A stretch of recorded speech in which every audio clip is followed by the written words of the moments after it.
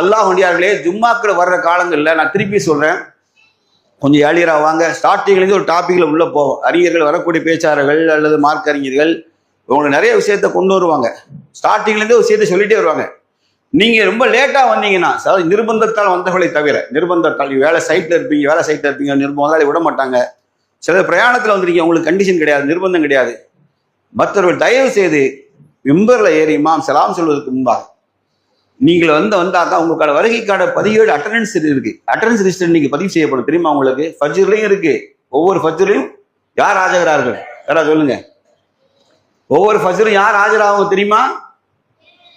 யாரு? மலக்குமார் ஆஜராகிறார்கள். ஞாபகம் வச்சுக்கிடுங்க.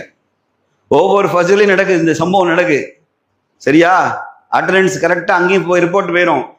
அதே போல ஜும்மா தினத்தின் இமாம் மிம்பர்ல ஏறி பயான் ஆரம்பிக்க சலாம் அஸ்ஸலாமு அலைக்கும் ரஹ்மத்துல்லாஹ்னு சொல்லிவிட்டால், வாசல் நமக்காக காத்துக்கிற வானர்கள் வருகை பதிவேட வச்சு ரெடியா நிற்பாங்க. யார் யார் முதல்ல இணைந்தார் அவருக்கு ஒட்டகம் குர்பானி நன்மை, யார் ரெண்டா வந்தார் அவருக்கு மாடு, அடுத்தால ஆடு, அடுத்தால கோழி, அடுத்தால முட்டை என்று தரம் பிரிக்கப்பட்டு அல்லாஹ் ரப்புல் ஆலமீன் குர்பானி கொடுத்த நன்மையை தருவதோடு அதுக்கப்புறம் ஒரு ஆப் வச்சிருவான். எவனாவது இமாம் மெம்பர் ஏற வந்தேன்னா நீங்க அக்கௌண்ட்ல இல்லை.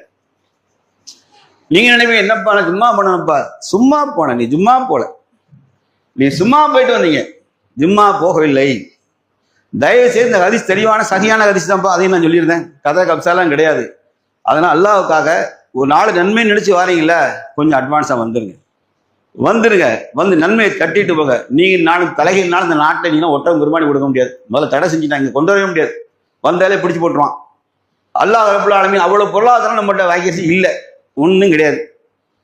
எவ்வளோ 102 பேர் பணக்காரன் வேணா கொடுக்கலாம். நமக்கு அல்லாஹ் அதெல்லாம் செய்யாமலே அதுலயாச்சும் பெருமையடிக்க வாய்ப்பு இருக்கு. ஒட்டகத்தை பிடிச்சிக்கிட்டே ரவி கோயில் போட்டோம் அடிங்களாம்.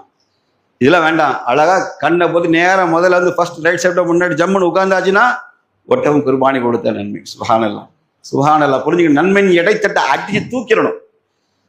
நன்மையின் இடைத்தட்டை தட்டிட்டு எரியணும். புரியலையா உங்களுக்கு?